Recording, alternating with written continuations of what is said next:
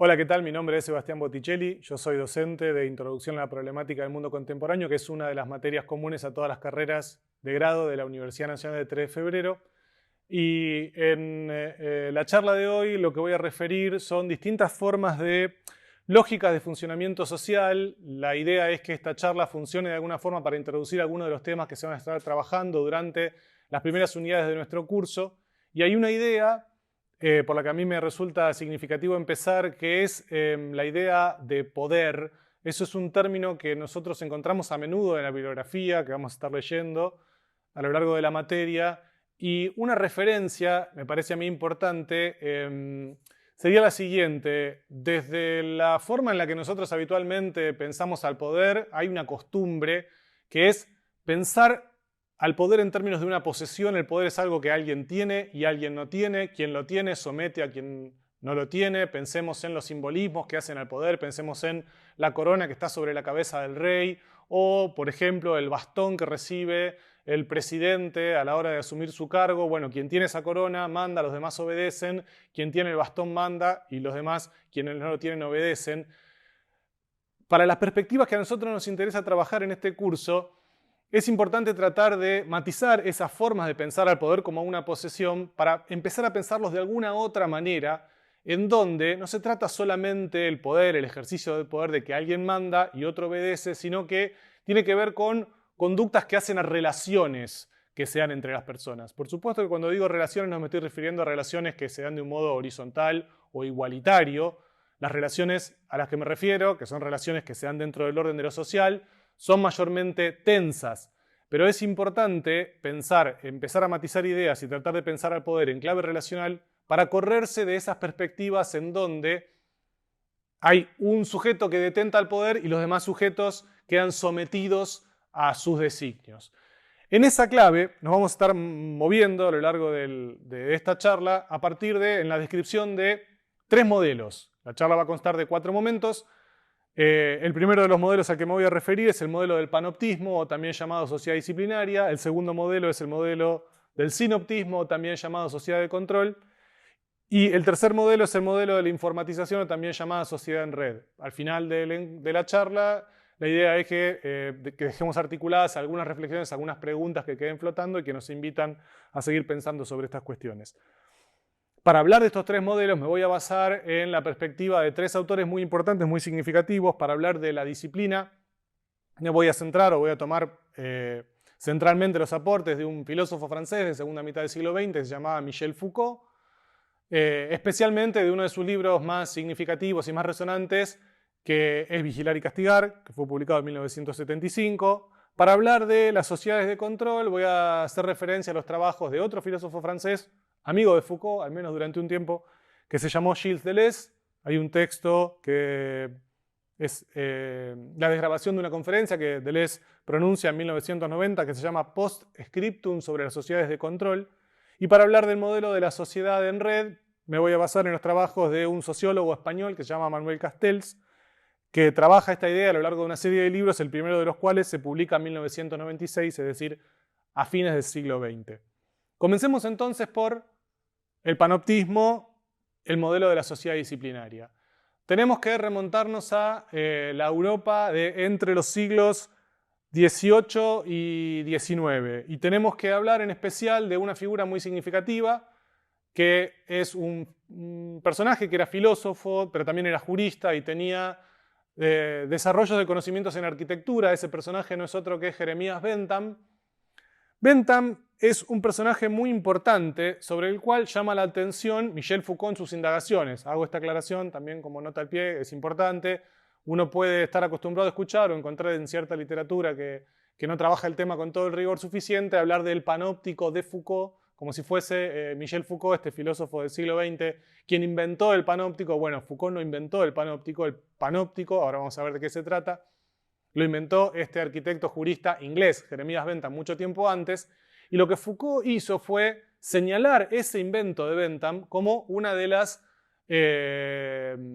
innovaciones más significativas de la modernidad. Y ahora voy a tratar de explicar por qué. Entonces, siempre que hablemos de panóptico, vamos a estar hablando del panóptico de Bentham. ¿Qué es un panóptico? En el nombre lo indica, ¿no? Una visión que busca abarcarlo todo. Se trata en principio de eso. El panóptico es un diseño arquitectónico, antes que ninguna otra cosa.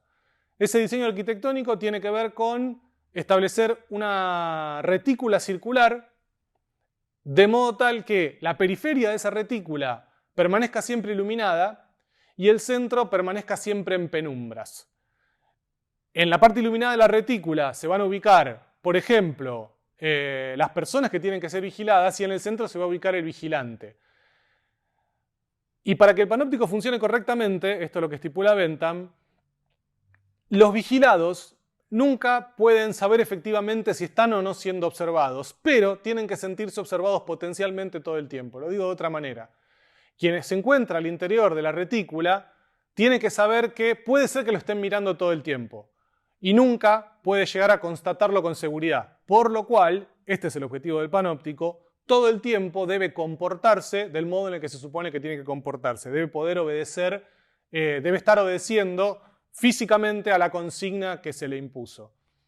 Bentham estipula este diseño arquitectónico, de alguna forma lo patenta y sale a venderlo por toda Europa.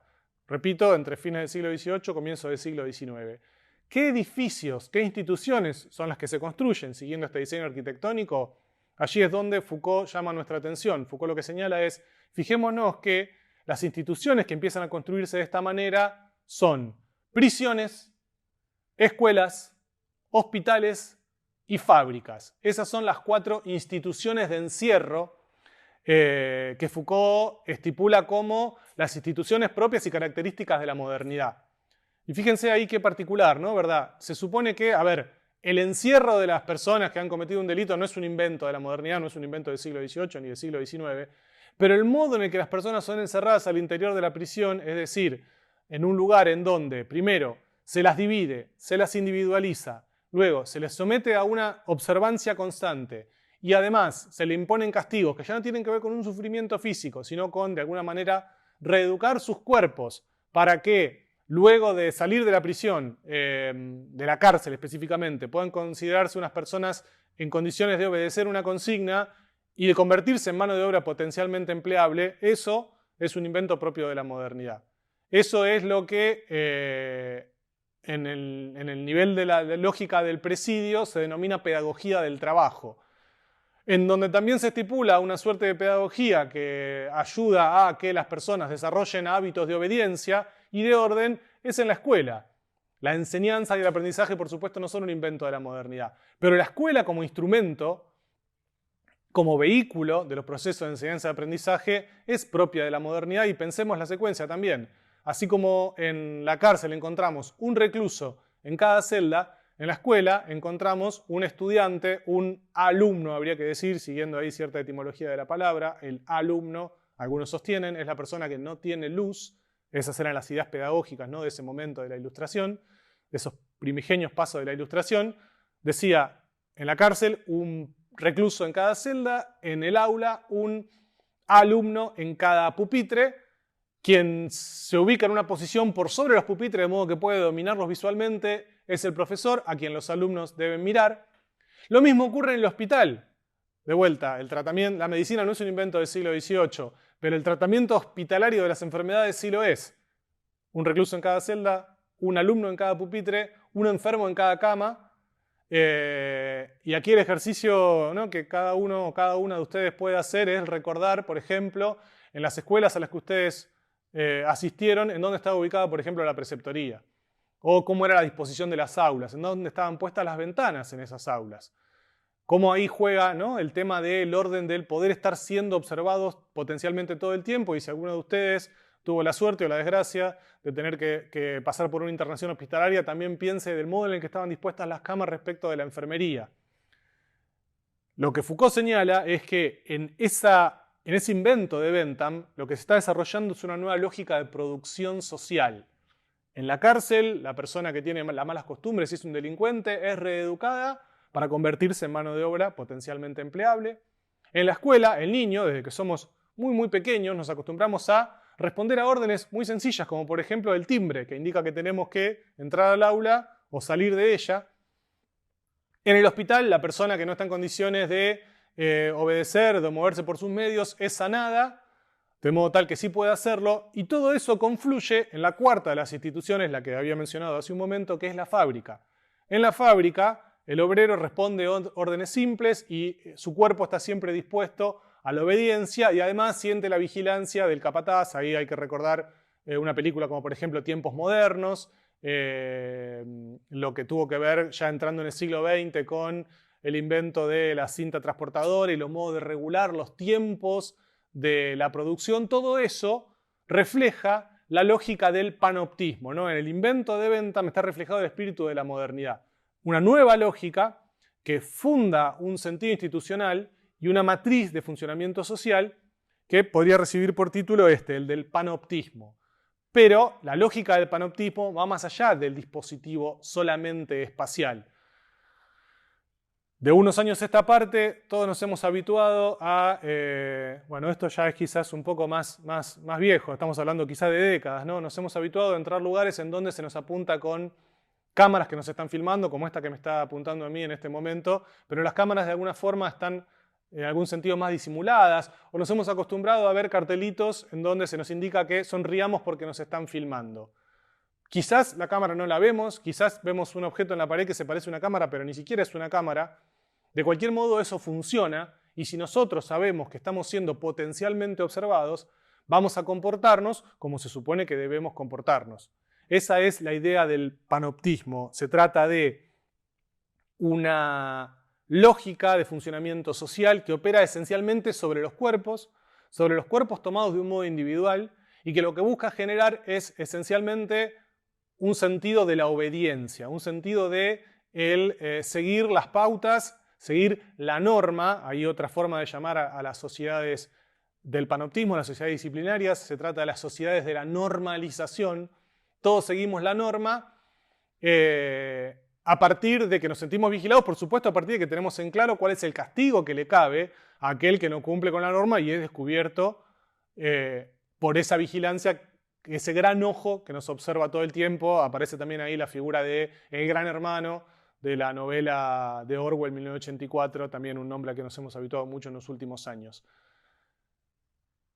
Pero habría que agregar en este punto, y ahora pasando al segundo de los niveles en el que tenemos que movernos hoy, ¿no? Si se trata de que nos comportamos como debemos comportarnos, si se trata de que seguimos una norma siempre y cuando nos sintamos observados, y me siento observado en tanto que en determinados lugares sé que hay cámaras que me están apuntando, ¿qué ocurre el día que, por ejemplo, se corta la luz?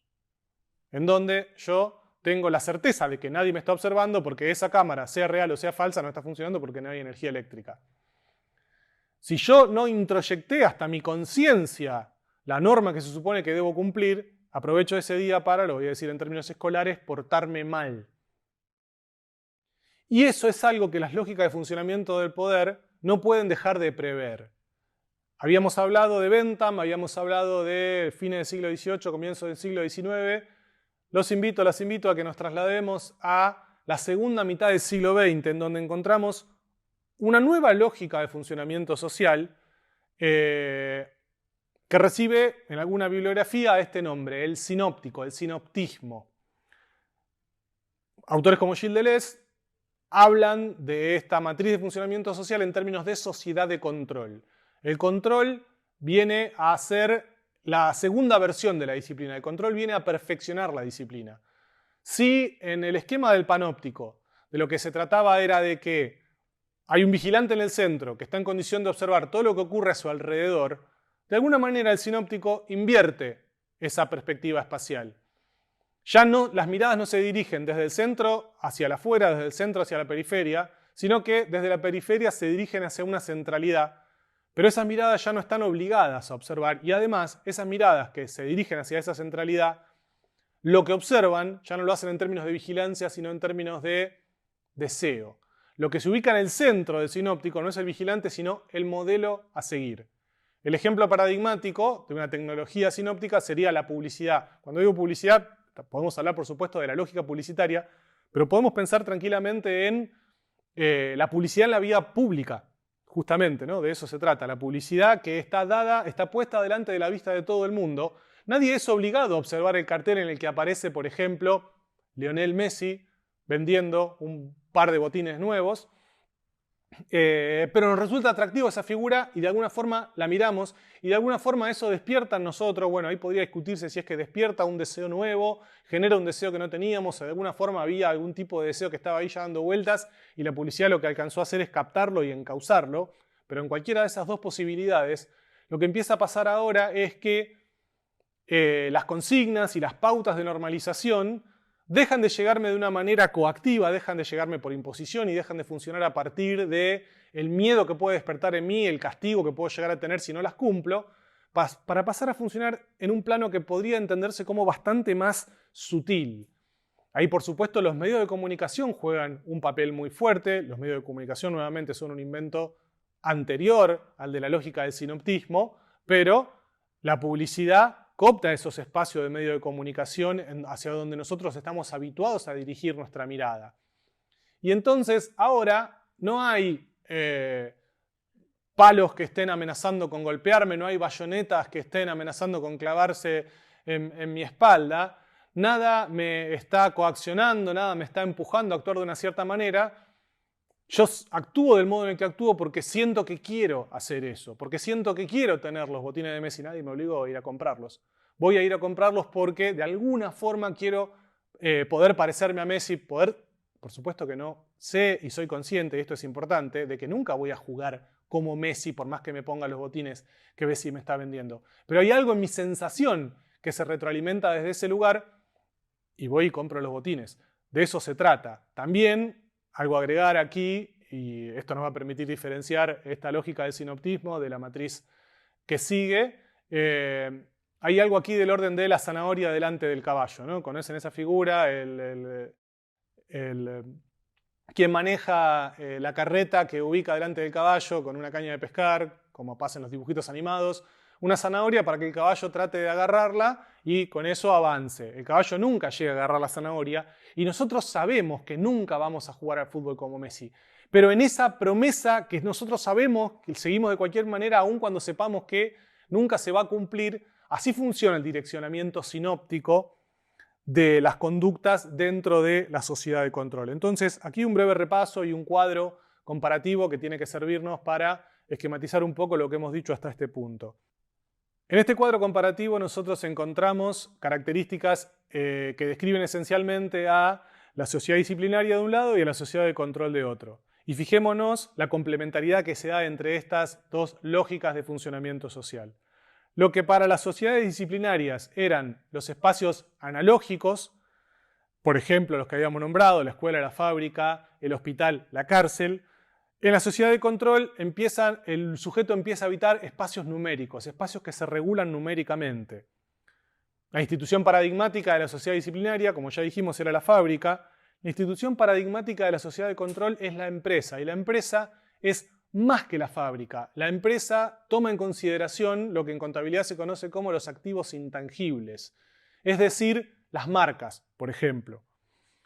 Lo que en la escuela, lo que en la sociedad disciplinaria tiene que ver con una lógica de formación que comienza y termina. Uno comienza la educación preescolar y en un momento la termina para pasar a la educación primaria, que en un momento termina para pasar a la educación secundaria y que luego termina para pasar a la universidad, que también en un momento habrá de terminar. En la sociedad de control eso empieza a ser reemplazado por la lógica de la formación permanente. Es decir, uno nunca sabe todo lo que necesita saber para tener su lugar asegurado dentro del mundo profesional. Y por último, la figura subjetiva paradigmática de la sociedad disciplinaria era el hombre encerrado. Yo estoy dentro de la celda porque la celda tiene un candado, si por mí fuera estaría fuera. Yo estoy sentado en el pupitre porque si me llego a levantar el maestro me reta, pero cuando el maestro no me ve voy a tratar de escaparme del aula. En cambio, en la sociedad de control, la figura paradigmática es la del hombre endeudado.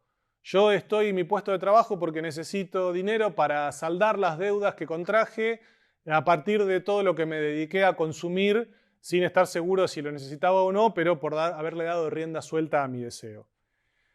Esta figura del hombre endeudado nos permite introducir la tercera lógica de funcionamiento social, que es la de la informatización o de la sociedad en red. Habíamos hablado de un esquema en el panóptico en donde hay un centro que vigila una periferia, un esquema en el sinóptico en donde desde la periferia se observa, ya no por obligación, sino por una suerte de manejo del deseo, hacia una centralidad que cumple la función de modelar la conducta de los demás, en la sociedad en red, y aquí estamos hablando de un fenómeno que empieza a darse hacia fines del siglo XX, es difícil designar una centralidad. En la sociedad en red lo que termina ocurriendo es que de alguna forma todos observan a todos nos observamos entre todos. Y nos observamos en clave de vigilancia, pero también nos observamos en clave de modelaje, y por sobre todo nos observamos en clave de expresión de deseo de ser observados. Había dicho anteriormente, no había puesto el ejemplo de los botines de Messi, yo sé que nunca voy a jugar como Messi. Sin embargo, en la sociedad en red aparece de alguna forma, o yo entiendo como mucho más posible, de manera concreta, el horizonte de alcanzar efectivamente la fama. ¿A partir de qué? Bueno, a partir de la acumulación, por ejemplo, de seguidores.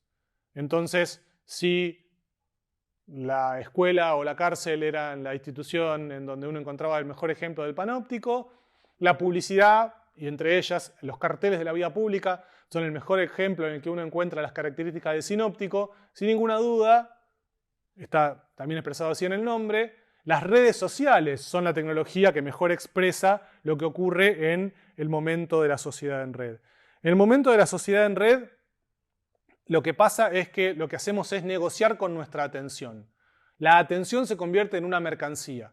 Esa mercancía, primero, es expresable en clave numérica y además, por supuesto, como toda mercancía, se compra y se vende, y yo lo que quiero es acaparar la mayor atención de la mayor cantidad de personas que puedan estar observándome a mí. Una de las características más salientes de la sociedad en red es que empieza a difuminarse, o por lo menos se vuelve muy problemática, la distinción entre un ámbito de la vida pública y un ámbito de la vida privada. Todo lo que hacemos, todo lo que somos es lo que se publica en las redes. Lo voy a decir de vuelta de otra manera. Lo que somos es aquello que se publica en las redes. Lo que no aparece publicado en las redes pareciera ser que queda de alguna forma evadido de la existencia. Entonces, eso, a diferencia y completamente de alguna forma contraria a lo que ocurría en el panóptico, en donde lo que yo más deseaba era quedar por fuera del ojo que me observaba, lo que más deseo yo en la sociedad en red es quedar frente a los ojos que me observe, y cuanta mayor cantidad de ojos sean los que me observen, va a ser mejor. Por último, y para ir cerrando esta exposición, esta charla, hago un par de referencias sobre las cuestiones que pueden quedar picando, las preguntas que podemos hacernos para pensar sobre estos elementos que yo he tratado de presentar. En principio hay una cuestión a destacar aquí que es muy importante. Hablamos de tres modelos, los voy a nombrar nuevamente: el panóptico, sinóptico, la sociedad en red. Es importante destacar que en esta secuencia, quien viene después no reemplaza a quien viene antes. El sinóptico no reemplaza al panóptico y la sociedad en red no reemplaza al sinóptico. De alguna forma podríamos decir que son tecnologías que se montan unas sobre las otras. La sociedad de control, esto son palabras de Gilles Deleuze, no reemplaza a la disciplina, la perfecciona. Pensemos, por ejemplo, ¿no?, en lugares que todos conocemos, como podría ser un shopping, y en un shopping uno, cierren los ojos ahora y hagan el ejercicio de imaginarse dentro de un shopping, uno encuentra elementos que tienen que ver con el panoptismo, sin duda, con el sinoptismo también, y también ahora de un tiempo a esta parte con la sociedad en red. Son modelos que conviven. La pregunta a hacer es la siguiente: si lo que las lógicas de funcionamiento social buscan a partir del establecimiento y manejo de dinámicas de poder, como referimos al principio de la charla, si lo que estas lógicas buscan es controlar el comportamiento de las personas, bueno, lo que tenemos que pensar aquí es cuál de estos modelos logra este objetivo de manera más cabal, más efectiva.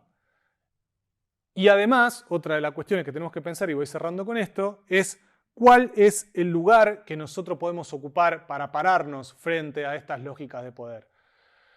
Siguiendo el pensamiento de algunos de los autores que hemos mencionado, particularmente Michel Foucault, una de las perspectivas nos invitaría a pensar que no hay una fuera del poder. Uno no puede pararse por fuera del poder. Y uno, por más que lea justamente a Foucault o a otros autores que, trabajando en líneas similares o distintas, abrevando en otras matrices conceptuales, advierten sobre los peligros de estas configuraciones sociales, uno lo que tendería a pensar es que por más que uno se dé cuenta de esta lógica de funcionamiento, el solo hecho de poder comprender esto no nos pone por fuera de el alcance de esta lógica de funcionamiento. Y entonces uno podría quedarse en esa idea y sentir una suerte como de agobio porque no hay otra posibilidad más que quedar prisionero de las redes del poder. Sin embargo, también habría que decir que si estamos refiriendo a un pasaje de una tecnología tan importante, tan eficaz y que se ha difundido por el mundo tan masivamente como la del panóptico, luego a una tecnología como la del sinóptico y luego a una tecnología como la sociedad en red, eso se debe a que el poder que ha buscado absolutizarse en todo este periodo de tiempo no lo ha conseguido nunca. Esta es una frase de Michel Foucault, elijo cerrar con esto. El poder busca absolutizarse todo el tiempo, pero nunca lo consigue. Y en ese margen, ¿no?, de tironeo nuevamente, pensando al poder nuevamente como una relación, es donde nosotros los sujetos tenemos que resguardar, mantener, aferrarnos y afirmar las posibilidades de accionar de un modo distinto al que las relaciones de poder habituales esperan que lo hagamos. Muchas gracias por su atención, les dejo un saludo.